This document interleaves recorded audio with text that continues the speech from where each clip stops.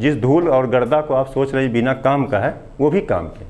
कम से कम जब हवाएं चलती हैं ना तो उड़ते हैं, उससे आपको आभास होता है कौन सी हवा चल रही है, पश्चिमा कि पूर्वा, है ना। तो कुछ भी बिना काम का, इस संसार में कोई भी चीज़ बिना काम की नहीं है ना। सबका कुछ ना कुछ रोल है, सबका कुछ ना कुछ काम है, समझे आप।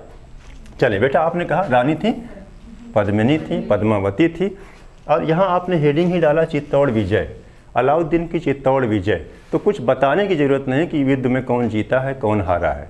जब आप एक राजा के बारे में ये लिख रहे हैं कि अलाउद्दीन की चित्तौड़ विजय, तो वहीं कहानी का द एंड हो जाता है बेटा। कुछ नहीं बच रहा है बताने के लिए कि उसके आगे 5 लाइन हम लिखाएं युद्ध में कौन हारा कौन जीता, नहीं, काम खत्म, है ना। जब आप कहेंगे बाबर की विजय, तो उसमें बताना नहीं पानीपत, खानवा, चंदेरी और घाघरा, सब विजय ही हो जाएंगी।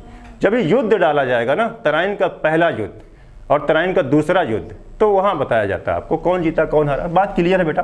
अब एक बात और बताते हैं आपको, बड़ी ज़बरदस्त है, यूपीएससी में सवाल आए बेटा, लिखिएगा तो आपका LT ग्रेड में भी आ सकता है, समझे। कोई पेपर आसान नहीं आ रहा है, मारे तगड़ा सा फॉर्म भरते हैं सब लड़के, धुआंधार फॉर्म सब भरते हैं, पेपर भले ही ना दें, फॉर्म आगे सब भर देंगे जा करके, है ना। अभी देखें आप लिखेंगे बेटा, अलाउद्दीन के इस अभियान में, यही वाला सवाल पूछा था, वही लैंग्वेज ही लिखवाते हैं, लिखेंगे आप, अलाउद्दीन के इस अभियान में मलिक काफूर, बेटा मलिक काफूर नहीं लिखिएगा, मलिक काफूर तो काम खत्म, अमीर खुसरो। अलाउद्दीन के इस अभियान में अमीर खुसरो, याद आए अमीर खुसरो, अमीर खुसरो, अलाउद्दीन के इस अभियान में अमीर खुसरो उसके साथ गए थे, लड़ने नहीं गए थे, वहीं पर वो साहित्य लिख रहे थे, है ना। अमीर खुसरो गए थे। तो आपसे पूछा गया बड़ा ज़बरदस्त सवाल, एक ही ये अभियान था बेटा, पूछा अलाउद्दीन का वो कौन सा अभियान हुआ था जिसमें अमीर खुसरो भी गए थे, कौन वाला था, चित्तौड़ वाला। कब का है बेटा ये अभियान, 1303। राजा कौन थे, राणा रतन, रानी कौन थी, पद्मिनी। और इन्हीं पद्मिनी को लेकर के मलिक मोहम्मद जायसी एक पुस्तक लिखेंगे, बड़ा भारी ग्रंथ लिख डाले। क्या नाम था उसका, पद्मावत। आप लोग बताइएगा पद्मावत ग्रंथ कहाँ लिखा गया था। पद्मावत ग्रंथ को उत्तर प्रदेश के किस जिले में लिखा गया था, नहीं बनारस में नहीं लिखा गया था, जौनपुर में लिखा गया था, है ना। खूब इंपॉर्टेंट है, पद्मावत कहाँ लिखा गया था, पद्मावत मूल ग्रंथ लिखा गया आपके जौनपुर सिराजे हिंद में। और जौनपुर की स्थापना कब हुई थी, कौन बताए, फट से बताए, खत्म हो गया बेटा हमारा टॉपिक।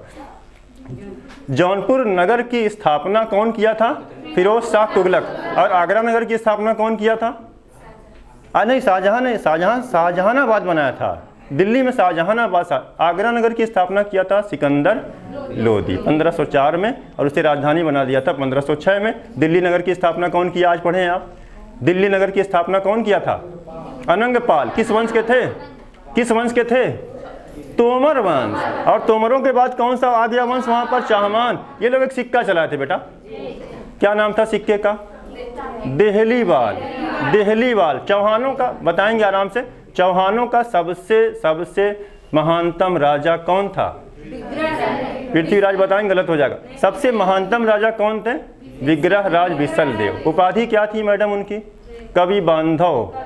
बीसलपुर नामक नगर, बीसल सागर नामक झील, यही बनाए थे। बाकी साहित्य और साहित्यकारों के बड़े ज़्यादा उनके, वो आपने बताया साहित्य और साहित्यकारों को खूब प्रश्रय दिया गया इनके समय। हरिकेल नाटिका नामक खुद उन्होंने लिखा था, हरिकेल नाटिका, है ना। किसने लिखा था, विग्रहराज बिसल देव, है ना।